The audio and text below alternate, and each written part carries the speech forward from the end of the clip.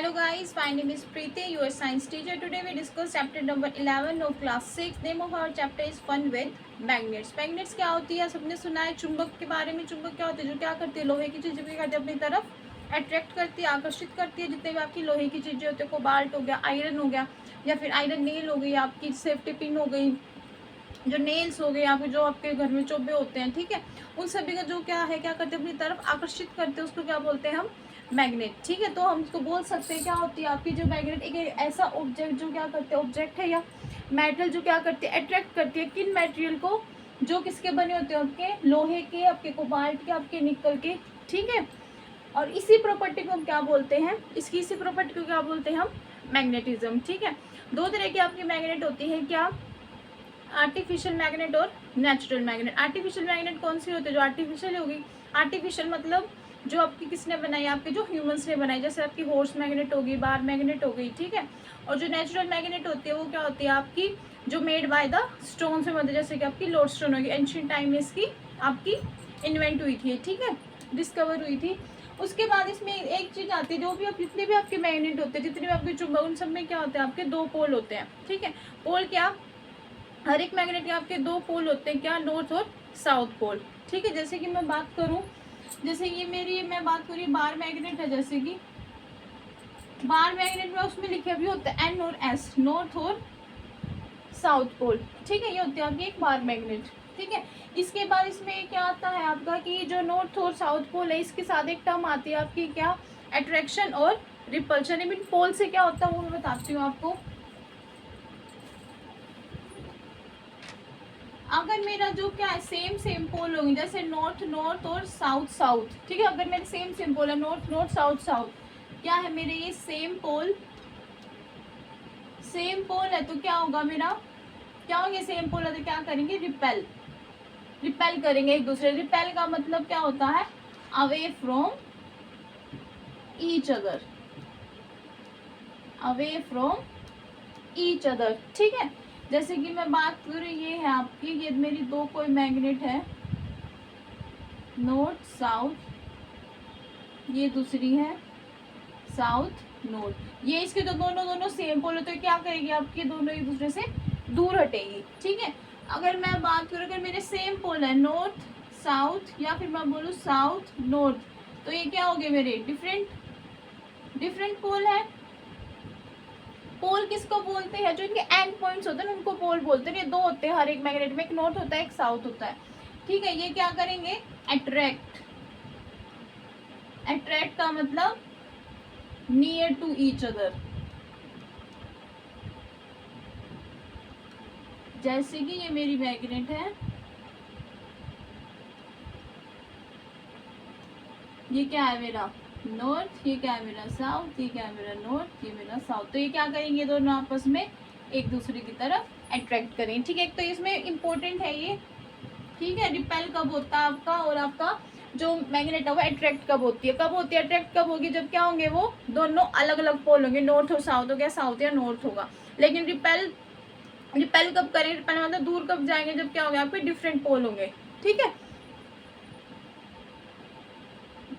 Sorry, जब आपके जो सेम पोल होगा उसमें रिपेल करेंगे, और जो डिफरेंट पोल होगा उसमें अट्रैक्ट करेंगे। क्लियर है ये? इसके बाद आपका क्या आता है इसमें? इसके बाद इसमें आपकी टर्म आती है मैग्नेटिक मटेरियल